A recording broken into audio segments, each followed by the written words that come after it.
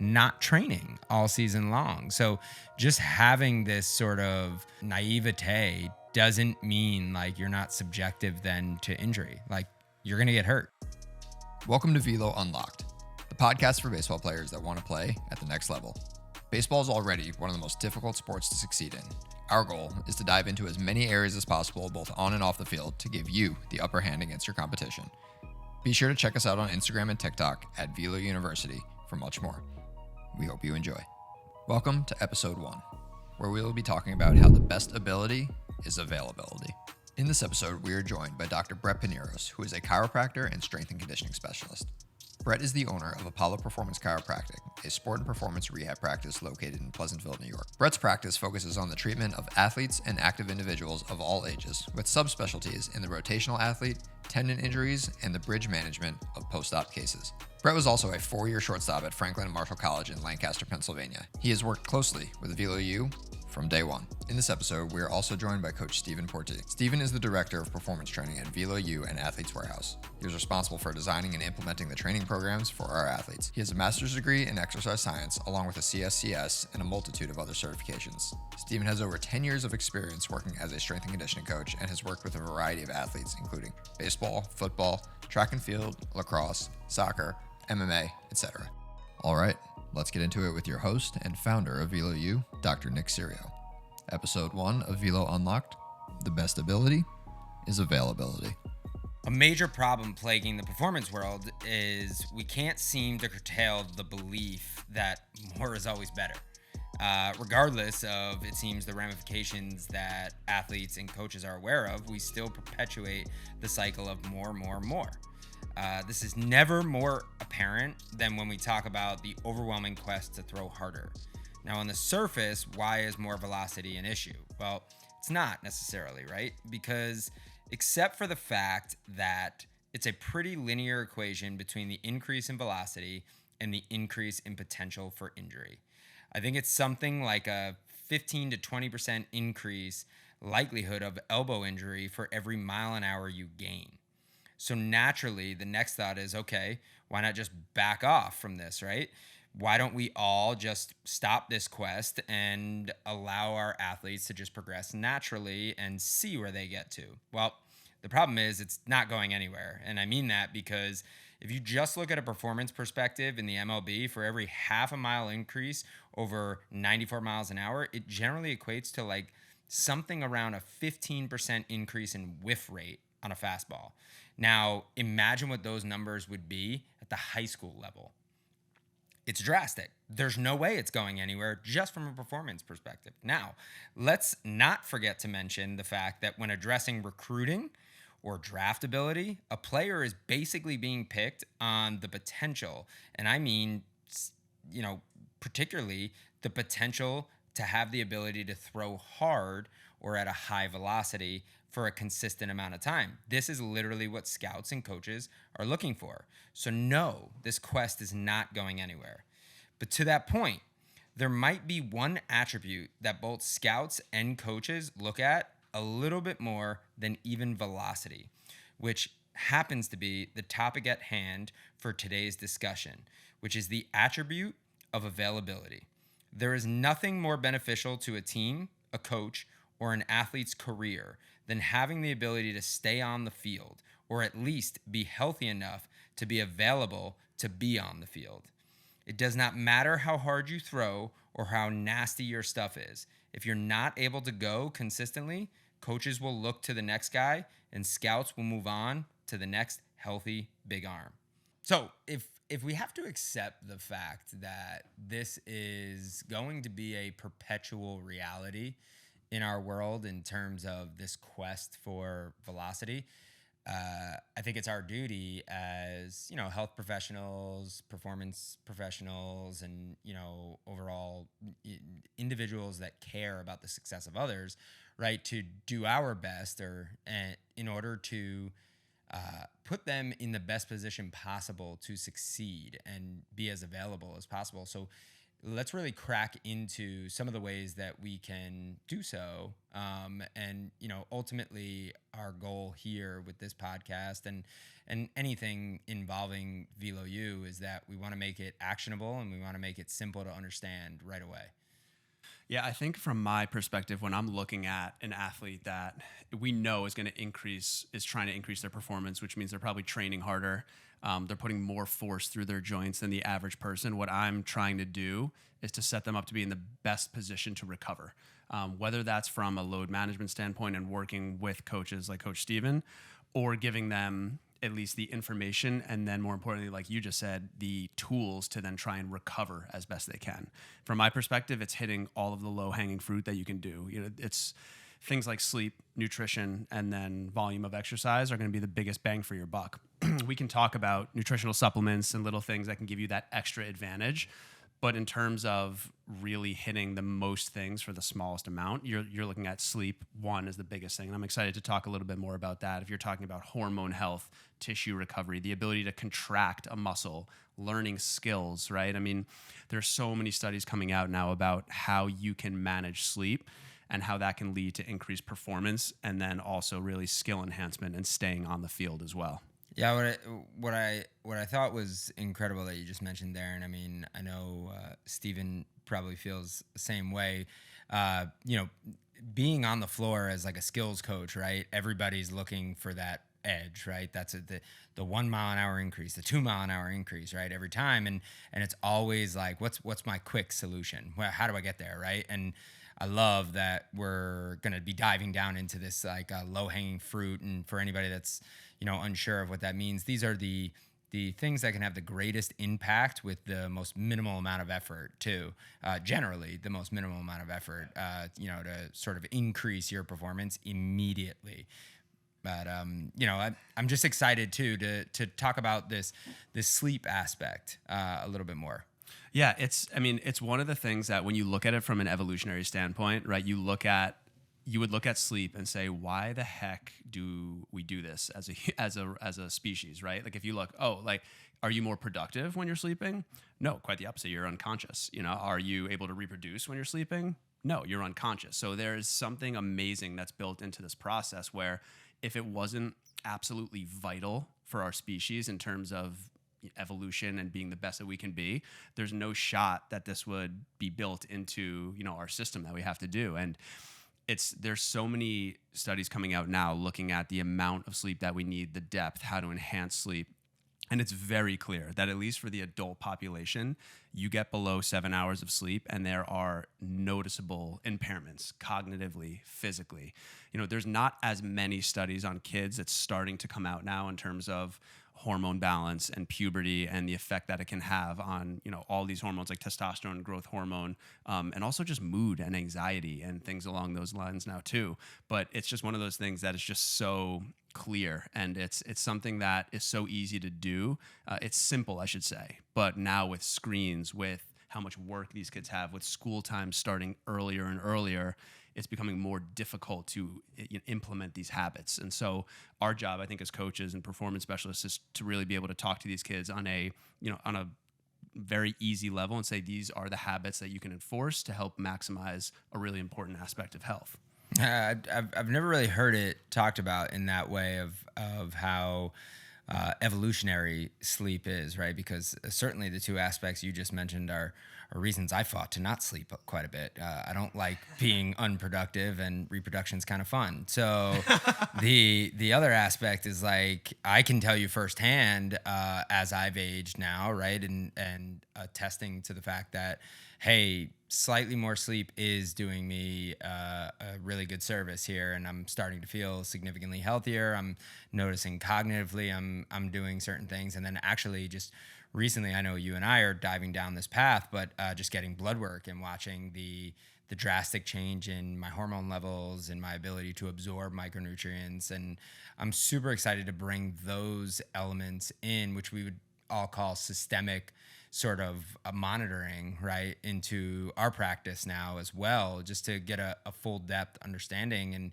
and what that can mean from a performance perspective.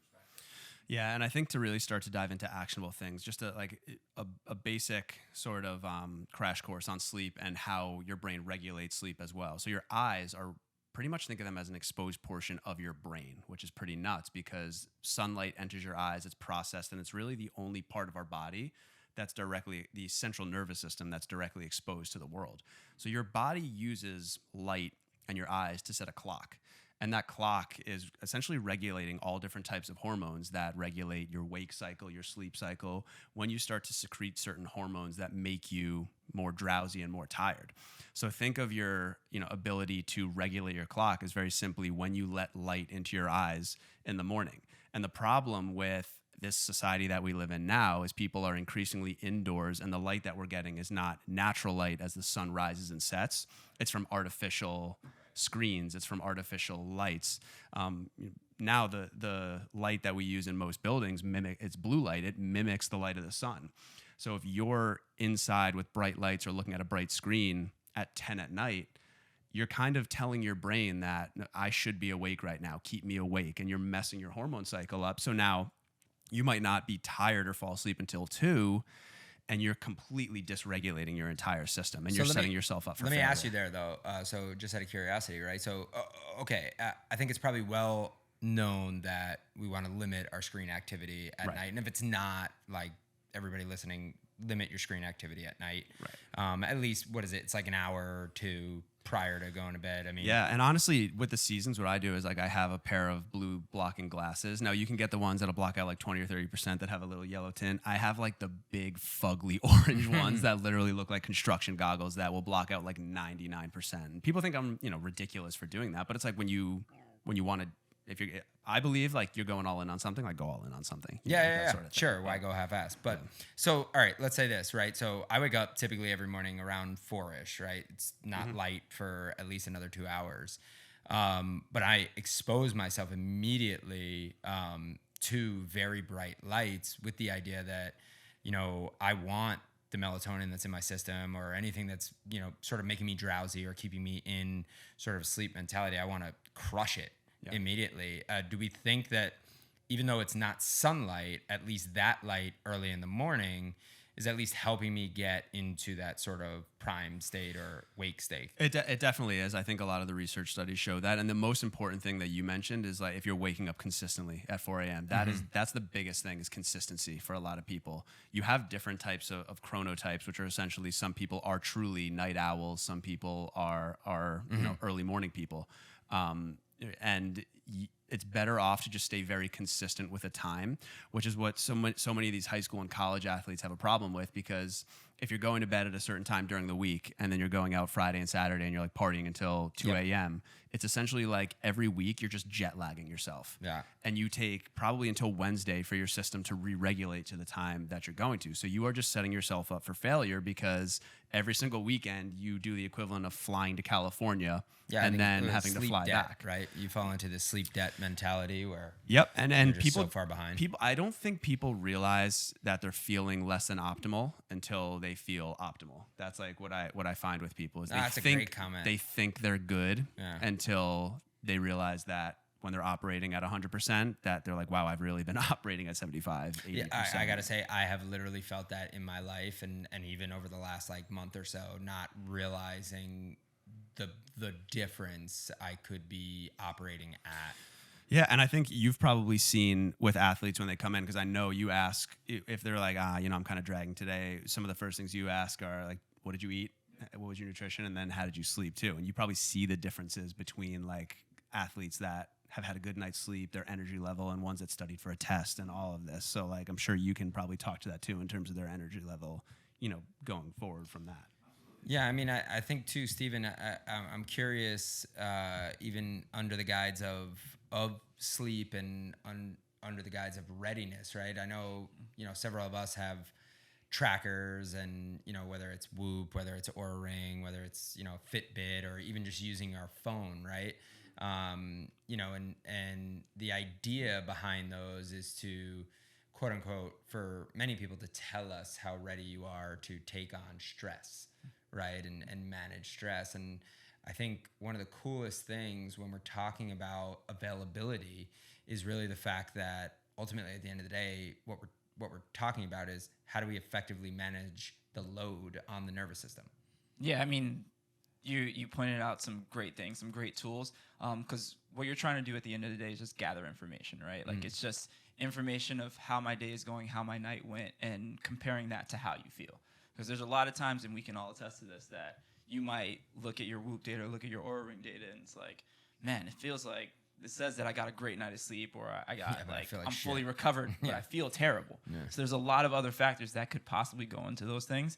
And a lot of that, from my perspective, when dealing with athletes, comes with having conversations with them. So it's getting to know them on a deeper level. And it's like, all right, so you might have slept great, but what'd you have going on that day? Oh, I had a test. Oh, I got into an argument with my friends. I got into an argument with my significant other. Those are all things that are going to impact your level of readiness and your ability to perform. Yeah. And we just don't realize, and you talked about a lot of hormones, cortisol levels is like one of those things that spike with stress. So anything that's stressful going on that day, or anything that you might have been thinking about the day before, is still going to impact you going into that. So talking to them, understanding how their day went, what they feel like walking into the gym, those are massive for seeing what their performance is going to be like. Yeah, and I think what's interesting on that topic too, right, is the ramifications of having a bad night's sleep are latent, right? They're not till the next day, and then when they're the next day, you're stuck with them. That's the other thing. It's not this acute issue. It's acute in the sense that it's a day, but it's not when you're looking at the grand scheme of a day and everything you need to get in. Yep. And there's almost nowhere to go, right? Like outside of trying to find a way to get a nap in throughout that day to like recover in that process. And frankly, you're not going to recover that well in that time period. And then when you look at the I guess the long term of this, right? The 7-day, 28-day time period here where you're really starting to make some drastic changes. Right. There was a study I heard of that teenagers, right, that got 6 hours of sleep or less compared to teenagers who got 8 hours of sleep or more were, I want to say it was something crazy, like 1.7 times more likely to get injured. Yeah. And I mean, you're almost talking 2 times the percentage of getting injured. So I guess when knowing that information, right, and perhaps we're able to draw some of that information out of guys, right, and our eventual hope this year is to have more of a systemic watch over people, and not from a like, you know, governing them mentality, but from, I would say, more of a programming and sort of mentality. You want to speak to just a little bit of you know, what is your thought process that goes into adjustments and sort of adaptability there? Good. Yeah, I mean, just to speak to your points a little bit more, I've read some of those similar studies, and they talk about the difference that 8 hours of sleep makes versus 6 hours, and even versus 4 hours in terms of hormones like growth hormone, testosterone, cortisol, insulin, and even like thyroid production, because those are all like metabolic processes. And your testosterone and growth are going to help with like muscle building and protein synthesis and things of that nature. So when you're looking at how those are impacting training, those are super vital components of training. So like if all of those are going to be impacted, am I going to have a kid come into the gym and try to work as hard as they can or try to work at a super high intensity, knowing that they've had a poor night of sleep and they're not fully recovered and ready for that intensity? Yeah. So when we're talking about having to adjust for training, it doesn't necessarily mean that I have to shift the entire workout. Maybe I just adjust the volume, or I'm adjusting the intensity of that workout. So they can still go through those movements, and they can still, like if they want a back squat, you can still feel a squat, but maybe I'm not operating at 87, 88%. Maybe I'm working more towards 70%. And just feeling the motion and going through ranges of motion, as opposed to really trying to harp on intensity and really pushing the weight that day. Sure. Great. Yeah. And it makes total sense. And I wonder then too, you know, one of our biggest problems, I would say, especially when we come into like in season or when we're training, right? And even if we are systemically watching these guys, right, and we recognize those things, what is their capacity to go and communicate with the rest of their network, right? Which is honestly one of the major hopes of this, which is like, we're not the devil, right? We're not out to like tell you your star guy can't play. We're here to tell you it may be a good idea to scale back slightly today on that game. And I understand it's a big game, but you also got some other guys on the team, and hopefully we've worked enough with those guys that we can back this dude up here. Hey guys, thanks for making it this far in the podcast so far, and really hope you're enjoying episode 1. If you wouldn't mind doing us a favor and leaving a review on this podcast, that would greatly be appreciated by us and the rest of the team. We work hard to put out all this content, and leaving a review really helps us out in the long run. So if you could go ahead and hit 5 stars or a thumbs up, whatever platform you're looking on, we would really appreciate it. Thank you. Yeah, I think this has been done at the highest levels of sport for a while. If you look at like the U.S. Olympic track and field team, they've used even certain like gait measures for injury prevention. That if an athlete's stride length is even like 8% off, they'll withhold them from training, from high level training that day, and really focus on mobility or power production. I think it always becomes tough when you're talking about like a private entity, talking to like a high school coach or a high school team. We run into this issue even just with load management in general, and saying, hey, this guy's dealing with a very minor injury, like we need to scale this back. You can give the I guess the prerogative to do that, but whether or not we can enforce that, I mean, we can't really enforce what's going on here. But the goal, I think, is the more that we learn, we can sort of provide the data and make it impossible for them to then deny or sort of the request, or really to make it impossible for them to not have the athlete's best interest in mind going forward, which I think is what kind of what you were saying. Totally. Impossible is an interesting word. Illogical might be the real choice there, because impossible they will test, I'm sure. But to that point, let's talk about some of the sort of ramifications of having some of these systemic issues, right? And we can venture even past sleep and go into even micronutrient or general overload stress in terms of anything. But let's talk about how that can then become an issue from a strength, stability, and sort of even a motor control perspective. One of the things that I look at when, like you had cited that study with the 1.7 times injury rate, I think there's a multitude of things that come into that. But what we see when people get poor sleep is resting heart rate will go up, heart rate variability, which is basically the time in between heartbeats. You want that to actually be pretty high when you're resting. So heart rate variability will go down, which does link that systemic effect to lack of sleep and sort of the whole body. What I actually sort of attribute this as well, because we actually see things like grip strength and overall force production go down with a lack of sleep too, is a lack of motor control.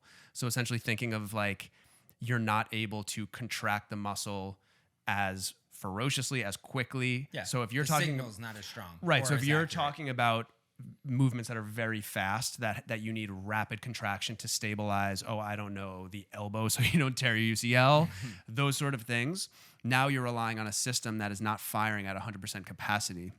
So your stabilization effect. We see this with its ACL tears as well. You'll see ACL tears, the percentage go up when you decrease sleep too. So I think it goes into motor patterning in a number of ways. And now I think we can both sort of talk about this and what we look for when we're evaluating someone, either when they're not hurt or when they are hurt. The body is a system and it functions as such. To say there's one optimal way to move is definitely not true, but I think what you start to see is compensation patterns that happen. If you're fatigued and you start to lean on faulty compensation patterns, a little bit of pain can be the warning sign, but then what you start to see is that movement pattern becomes the norm. And if it's a faulty pattern, now you're talking about putting stress on areas that are not typically used to handling that stress. And that leads to injury. I always say there's 2 things that really cause injury that I see is volume mismanagement. You did too much too soon, or movement patterns that are putting stress on an area that is either not meant to handle it or that you haven't appropriately dosed to handle that as well. How did you, and I guess this is a question for both of you, right? Like, how would you go about stressing that enough, right, in an evaluation, right? Because I know you both have 2 very different evaluations, although you might come to very similar like ideologies and everything. One is very pathology based initially, and one is very movement, foundational strength based initially, right? But ultimately ended up winding in the same area.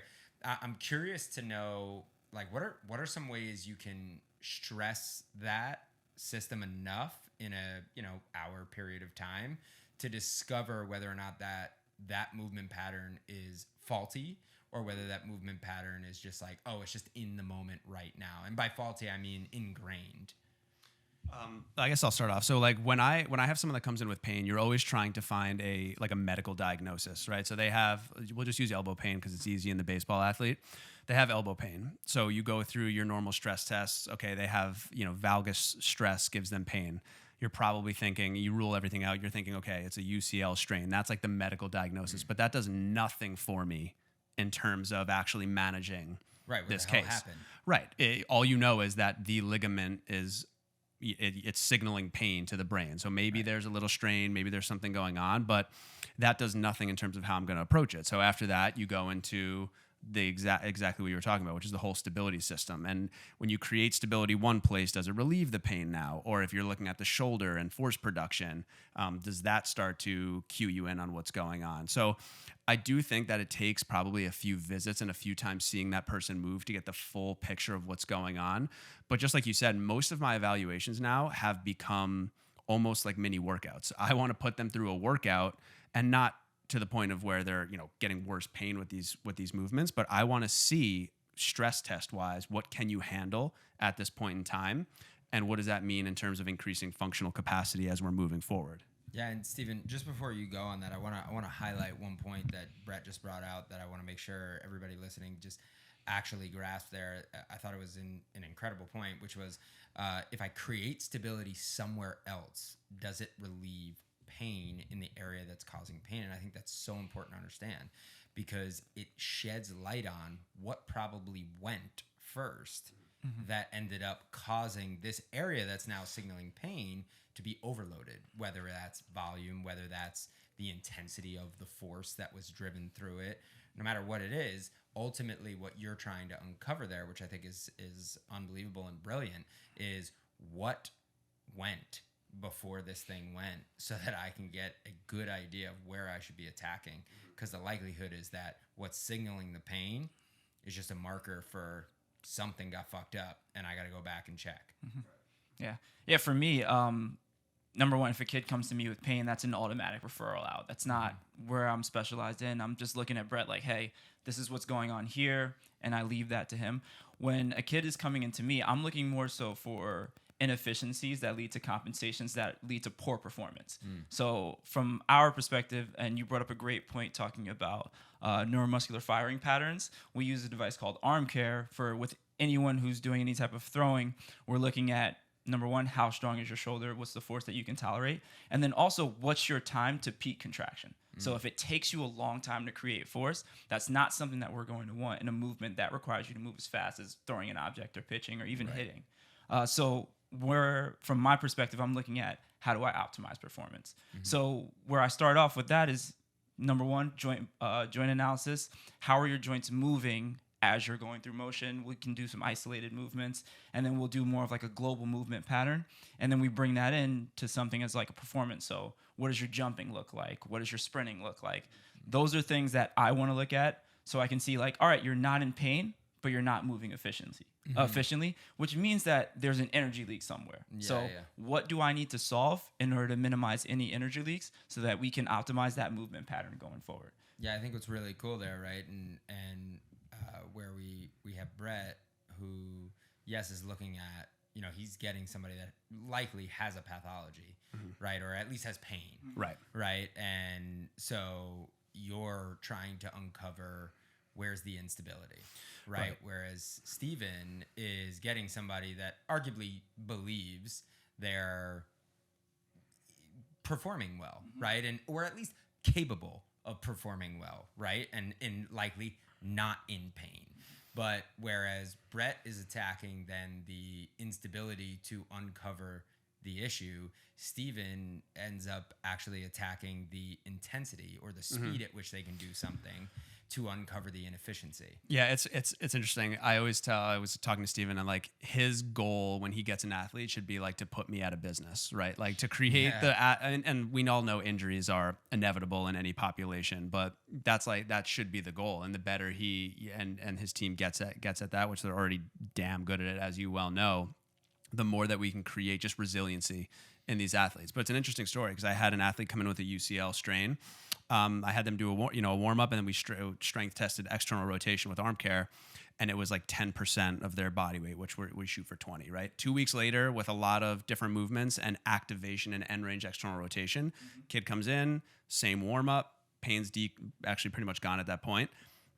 It doubled the arm care score. Now, for those of you listening, don't think for a second that in that amount of time we were able to make meaningful change in true strength output.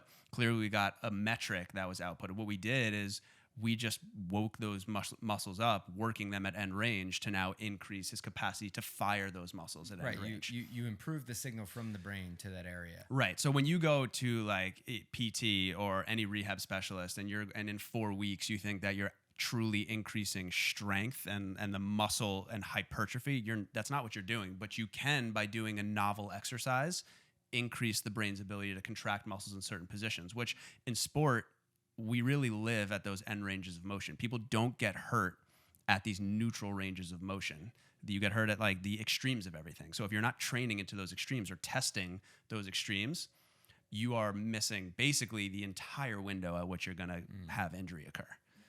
Totally. I just want to build upon that. For people who don't understand, a simple way to think about when injuries occur, especially like muscular or tendon injuries, it's because there's an amount of force that's going through that tissue that tissue is unable to tolerate. And you brought up a great point talking about these end ranges. When a tendon is at full stretch and has to shorten very quickly, those are when those injuries can happen.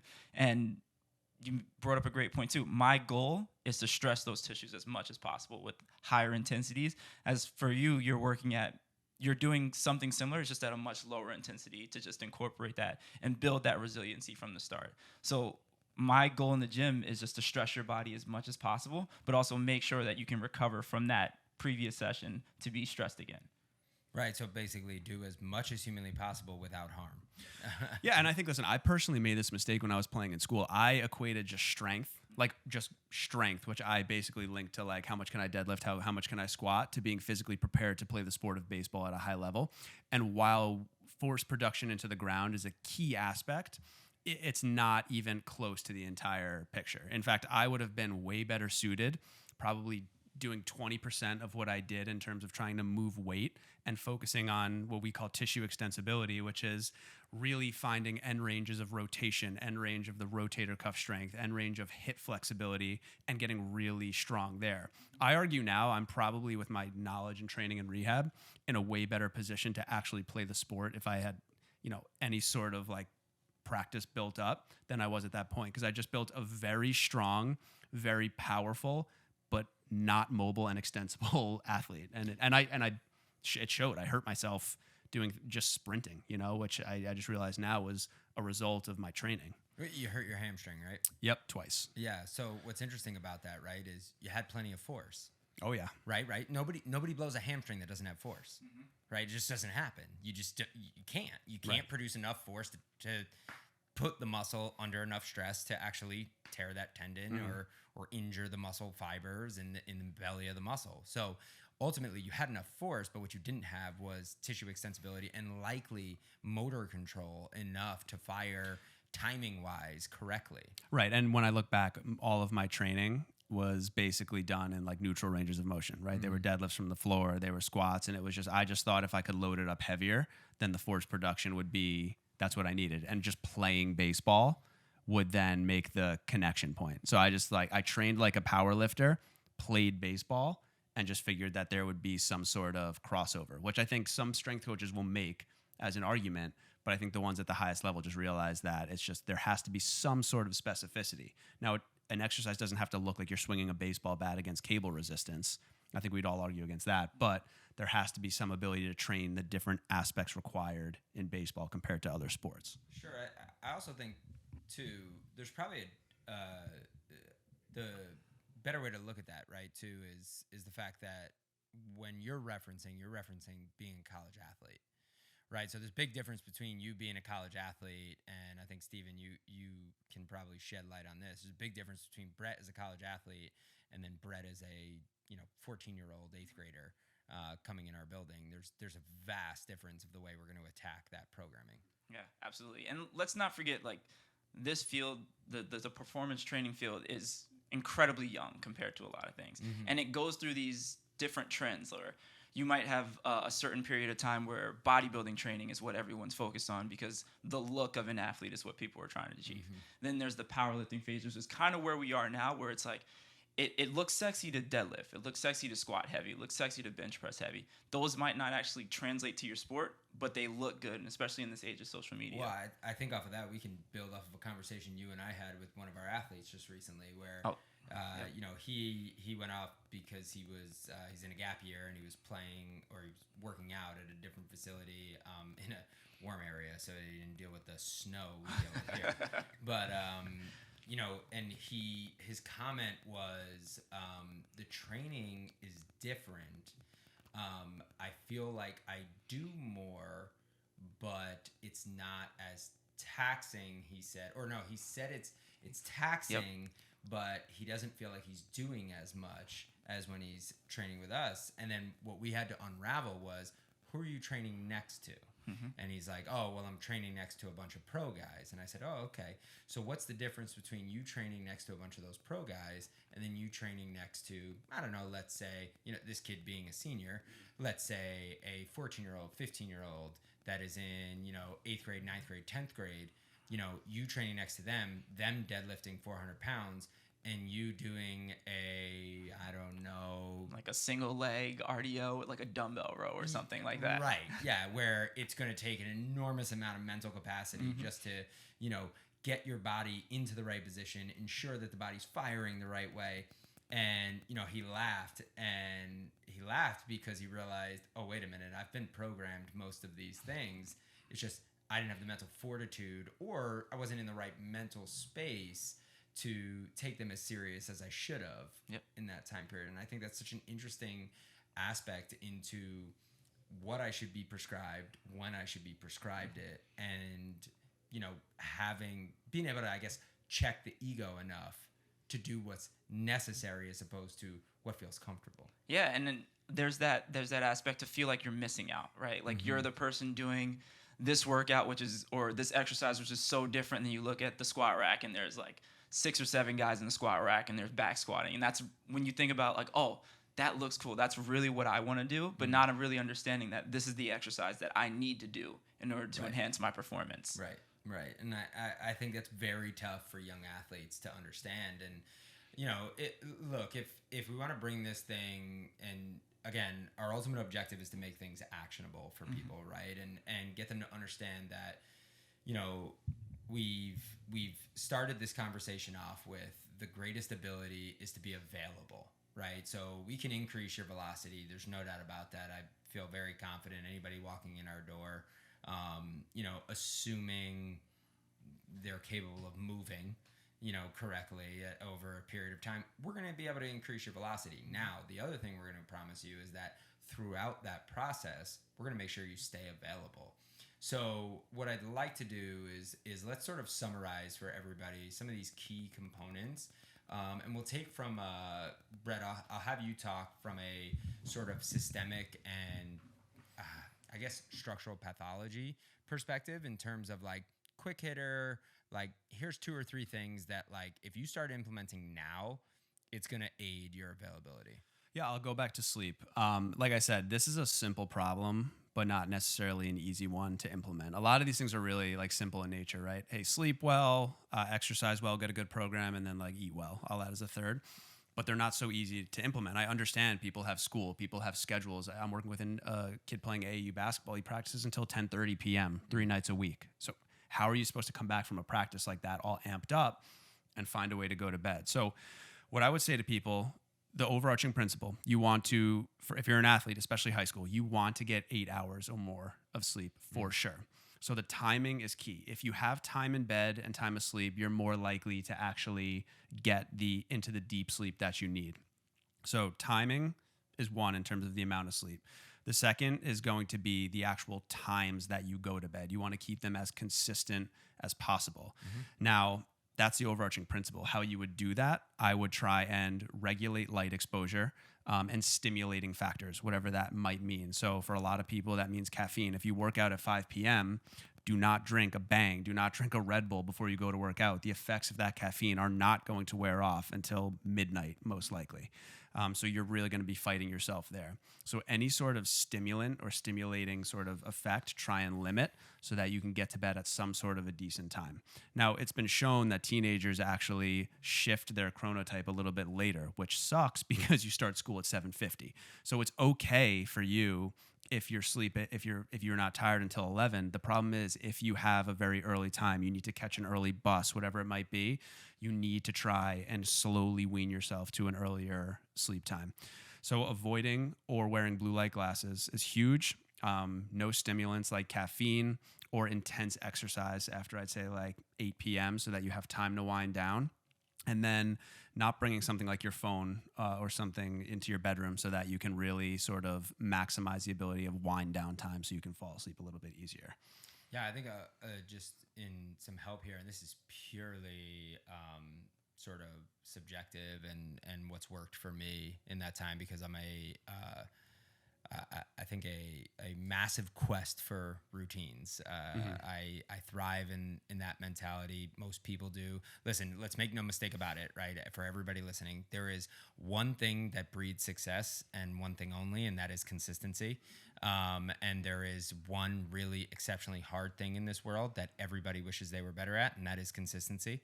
So ultimately, at the end of the day, if we can create these small little habits throughout our life and understand that a habit is basically going to be anything that we don't have to really think about, right? And we can just sort of automate into our daily existence, one of which is going to be brushing your teeth, right? So I like to call it an anchor, and leave your phone where you brush your teeth. You don't need that to be your alarm, right? Buy an alarm clock. They cost like 12 cents on fucking Amazon, right? So like just buy an alarm or get a Whoop and it'll wake you up.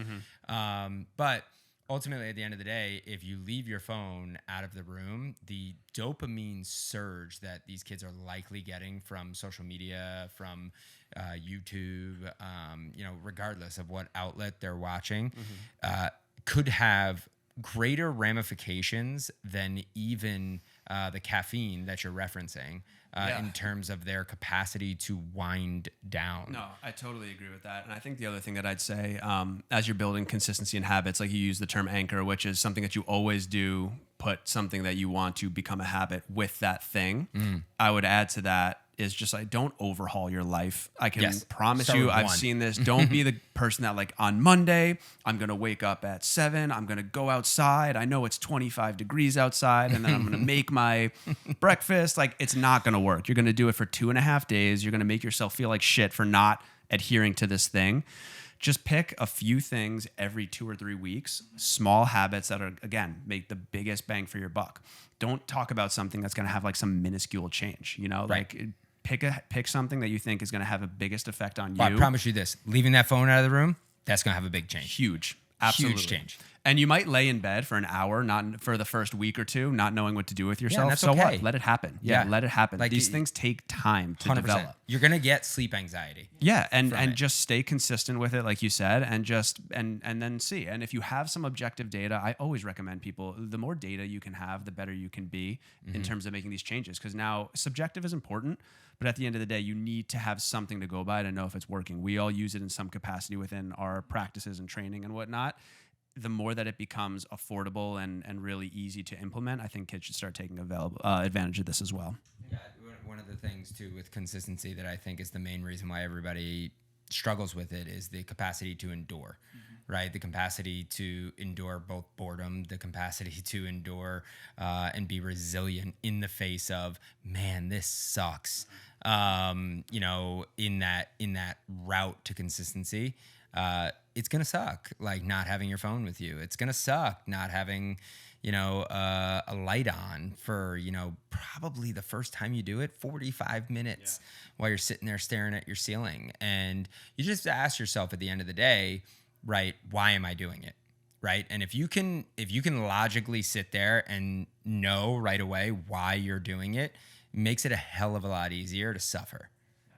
And all those things are just as important, right? Like you brought up, even when you have to lay in bed and there's times that you're not going to be able to sleep, that's actually beneficial as well. Like it's not just like a wasted time. Like I'm just sitting here staring at the ceiling. Like that's a great time for your brain to work, for you to reflect on certain things that you might have done that day. The goal there is just to establish something that's going to be easy for you to do.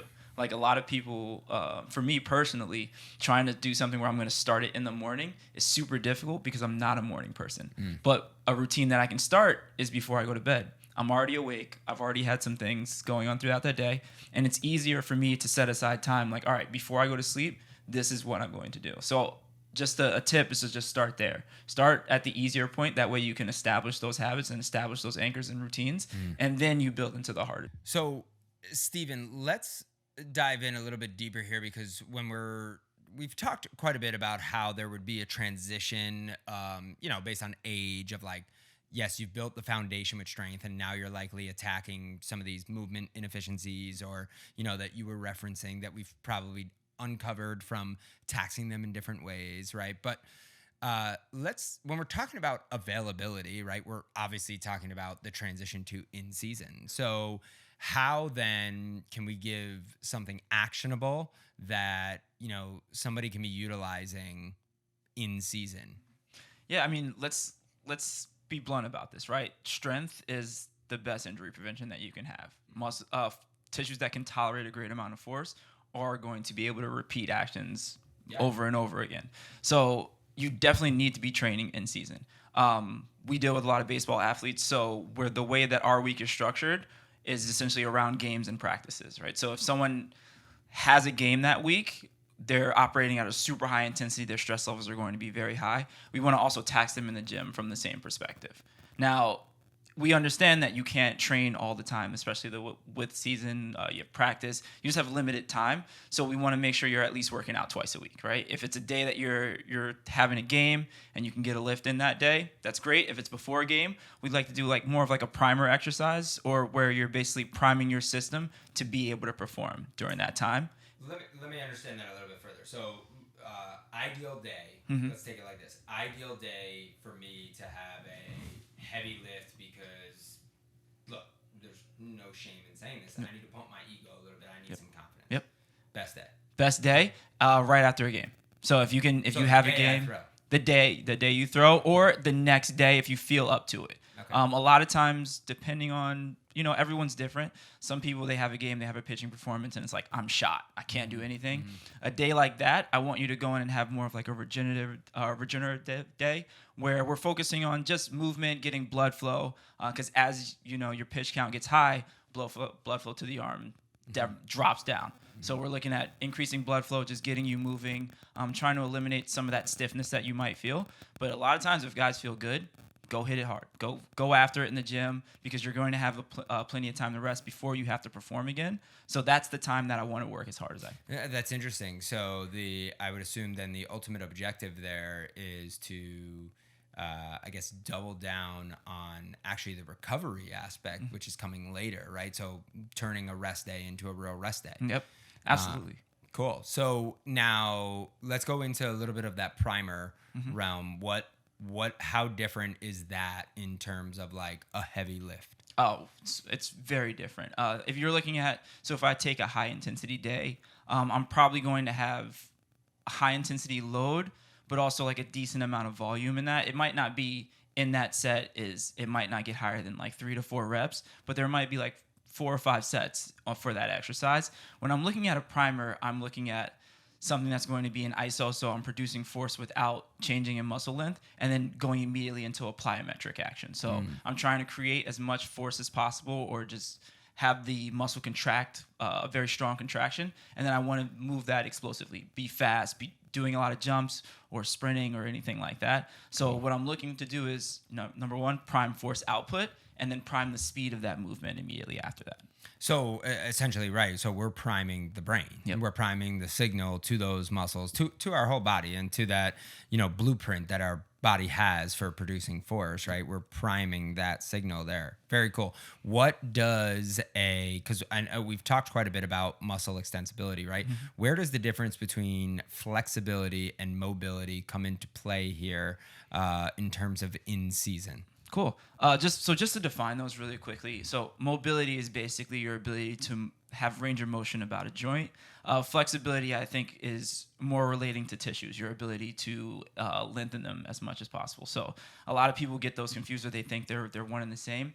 They are linked, but they are not the same. So when we're looking at mobility, especially we can talk about the shoulder, we know that you're going to lose certain ranges of motion as your season progresses, right? Like external rotation is going to decrease as internal rotation increases during that time. So what we're looking to do is keep that shoulder moving healthy and stay in those same ranges, because if you have limited range of motion, your power output's then going to drop because you don't have as much range of motion to create force. So when someone's in season, we'll do arm care routines where we're working on taking you to that in range into external rotation and still creating force in that position.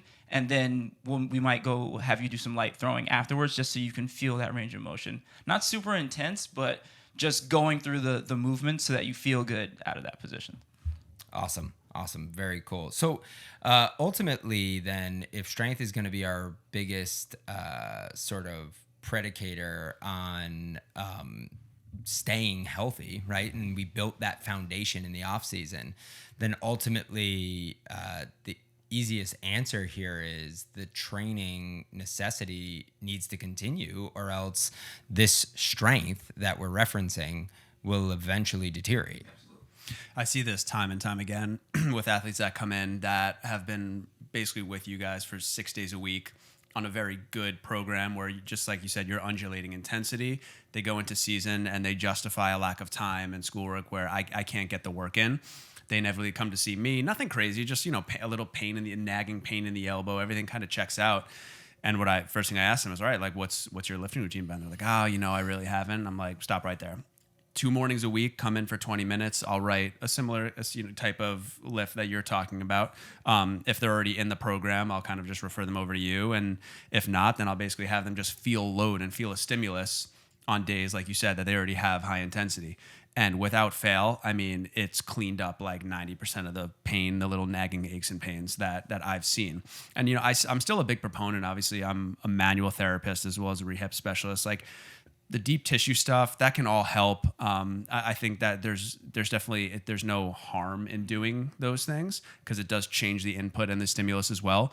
But there is no substitution for activation and loading a muscle. It's why someone comes in, even if they're like an older adult, they're like, I have knee pain, and you have them squat 10 times and they're like, my knee feels better. It's like, what do you think we're doing? We're simply just changing the stimulus and changing the perception of what the brain is feeling, and you're essentially providing it a safety blanket because it knows I went into that range under load. The next time I go there, I'm not going to fire this pain signal anymore. So it really can be as simple as that. We can overcomplicate things if we want to in terms of how we talk about it and the minutiae, but sometimes to an athlete or an individual, it can literally just be that simple. If you don't have access to a gym, do an iso push-up at the bottom position, or maybe one set of max push-ups. You're not going to be super sore from that, but it's enough of a stimulus probably to just kickstart those ranges of motions and those muscles as you go through the season. And just to build upon that too, you brought up a great point. Like, a lot of people think that they're so used to training in the off season that they have been working out that they need like an hour and a half to get a full training session in to really feel any benefit to this. That's not the case at all. Any stimulus is going to be better than no stimulus at all. So even if you have 5 to 15 minutes, it's much better for you to go into the gym, perform, even if it's just a block of exercise. That is still going to be better than not doing anything at all. You're still working on force production. You're still taking your body through ranges of motion under some sort of load. Doesn't have to be super high intensity, but you're still doing actionable work that's going to help and benefit you more so. Yeah, I mean, listen, what I'm hearing out of you guys is just basically like the activation and the capacity to feel load actually has some level of an analgesic effect, right? A pain relieving effect and an aspect like that. And I think ultimately what we want everybody to hear is that, listen, you aren't taking the off season and building up this massive foundation to just say, oh, okay, fuck it, I'll just let this thing crumble over time. And hopefully it won't crumble enough by the time I get back to the next off season and we get it, and I can put myself back in a position where, I can strength train again, right? I just think it falls back to this, similar saying we like to use, which is just like, look, if it's logical, right? And I don't think there's anybody listening that would argue like, hey, it's logical for you to be strength training in the off season so that you can improve.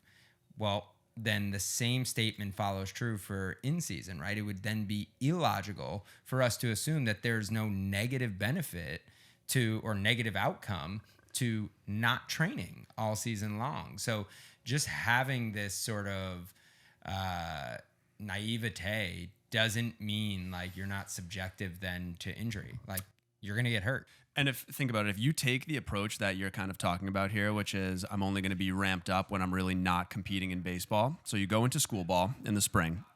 Then you move into summer ball, which all these competitive travel teams, people are traveling all over the country. And even if you're not traveling all over the country, it's maybe an away game during the week, double headers on weekends.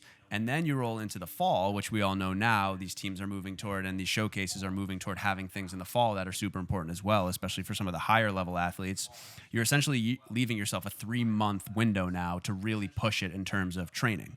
And we all know, just with tissue adaptation and with all those things, what you're able to accomplish in a 3-month window is going to just be nothing compared to what you can do if you have some sort of consistency throughout the entire year. So I just think that if you have that sort of mindset, you are missing out on so much, and you're essentially just going to peak and then bottom out into a valley. And sure, you might actually overall kind of be in an upward trend because of if you're a teenager or a younger athlete, you're going to grow, you're going to get stronger.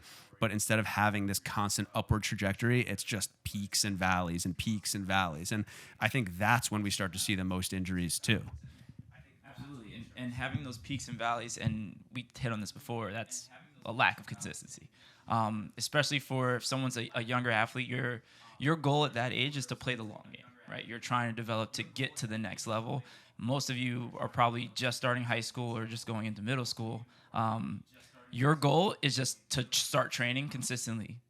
Doesn't matter what you're doing. Just train consistently because the stimulus that you're going to get, you're at this peak time where you're just growing, your body's developing. All the stimulus that you're getting during that time is going to benefit you a lot. So while like someone who's older, we might have to be a little bit more specific because they operate at a higher level of intensity and they produce a lot more force. A younger athlete, just train consistently. Don't let there be any gaps, any breaks with your training. It'll benefit you much longer in the long run. Yeah, and listen, I'll finish with this off of both of what you guys have hit on here at the end and what's been very actionable. And I'll say this again, that I obviously like to hone in on time and time management and your capacity to be consistent. Nobody gives a shit that you don't think you have enough time. Because if you're taking the time out of your day to listen to this podcast, there's probably a good chance you want to play college sports. And if you want to go to your college and tell your coach that you don't have enough time because you can't manage classwork, practice, team lift, team running, team events, other clubs that you're going to join because you want to better your resume in case you don't become a professional athlete. Yeah, all of those things are going to exist in your life. Oh, by the way, and having a social life while you're doing it, all of those are going to exist in your life no matter what level you go to next. So feeling bad for yourself that you can't get in-season lifting in isn't part of the equation in this whole recipe for being available at the end of the day. As we were going through that, and I don't want to sort of belittle anything else we're talking about because I think we could have parents listening to this as well too. And I think when you're a young athlete, you are beholden to the availability of your parents as well. So I think the earlier that you can take ownership of your own health and your own schedule to as much of ability as you can do that becomes really important. And I think when you own, even at a young age, as much as you can, it's going to set you up for just immense success going forward. Because like you said, you can't necessarily expect everyone else to care as much as you do or to get it like you do. But the more that you can just make it a part of your personality, I think the better off that you are going forward. And I will tell you this firsthand, all of our college guys in their first year, the number one conversations we have are about how can I get better? how can I get better while I'm playing right now, or rather than while I'm not playing my first year? How can I continuously get better? Because I cannot just exist in this time period.